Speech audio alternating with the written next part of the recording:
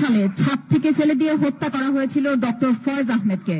আজ আমি আমন্ত্রণ জানাবো তার ছেলে ডক্টর হাসান আল বান্নাকে তার গুরুত্বপূর্ণ বক্তব্য প্রদানের জন্য। আসসালামু আলাইকুম ওয়া রাহমাতুল্লাহি ওয়া বারাকাতুহু। উপস্থিত আজকের এই সমবেত রাজনৈতিক নেতৃবৃন্দ এবং আমার সামনে উপস্থিত সম্মানিত ব্যক্তিবৃন্দ, আমি একজন চিকিৎসক। 2013 সালে ডিসেম্বর মাসের 13 তারিখে আমার বাবা, তিনিও একজন চিকিৎসক ছিলেন, মানবতাবাদী চিকিৎসক। শুধু একটি মাত্র রাজনৈতিক দলের নায়েবে আমির হওয়ার কারণে জামায়াত ইসলামীর নায়েবে আমির ছিলেন, এছাড়া তার বিরুদ্ধে অন্য কোনো অভিযোগ ছিল না।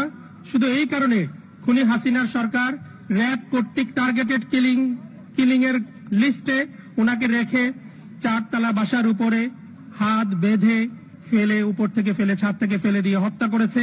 নিচে পড়ার সাথে সাথেই তো আমার বাবা হত্যা শিকার হননি, হত্যা নিশ্চিত করার জন্য তার মাথাকে থেতলে দেওয়া হয়েছে।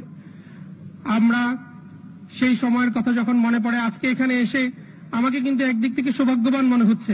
আমি আমার পিছনে বসা বাবাকে না পাওয়া একটা মেয়ের কথা দেখছিলাম আর চিন্তা করছিলাম সেই রাতের কথা।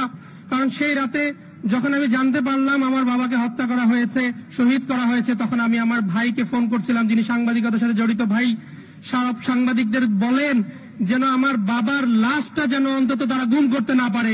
সেদিক থেকে আজকে এখানে এসে আমাকে অন্তত সৌভাগ্যবান মনে হচ্ছে। আমি শেষ পর্যায়ে আমার বাবাকে পেয়েছিলাম, তার জানাজায় অংশগ্রহণ করার সুযোগ হয়েছিল। তা নাহলে আজকেও আমাকে এই গুম পরিবারের সদস্য হিসাবেই হয়তো এখানে এসে কথা বলতে হতো। আজকে এখানে উপস্থিত আছেন আমাদের তথ্য উপদেষ্টা নাহিদ এবং রাজনৈতিক নেতৃবৃন্দ।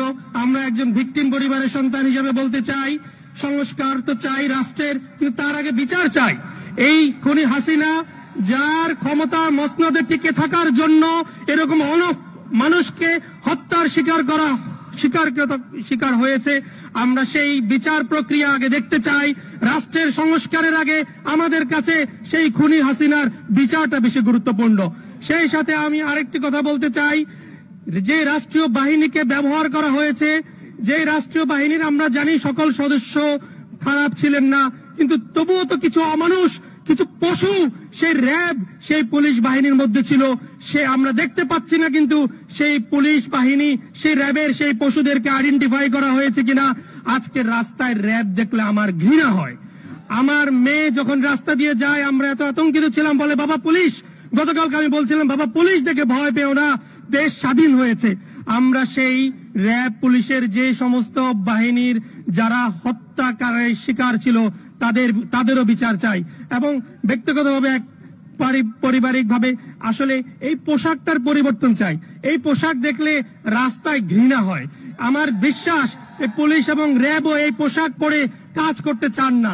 আজকে এই উপদেষ্টার মাধ্যমে সরকারের কাছে জানতে চাই, এই সরকারকে, এই বাহিনীকে আপনি পুনর্গঠন করবেন এবং এই বিচার প্রক্রিয়া ত্বরান্বিত করে আমাদের এই আকাঙ্ক্ষা, এই নতুন বাংলাদেশকে আপনি উপহার দিবেন, সে আশাবাদ ব্যক্ত করে আমার কথা এখানে শেষ করছি। আসসালামু আলাইকুম ওয়া রাহমাতুল্লাহি ওয়া বারাকাতুহু।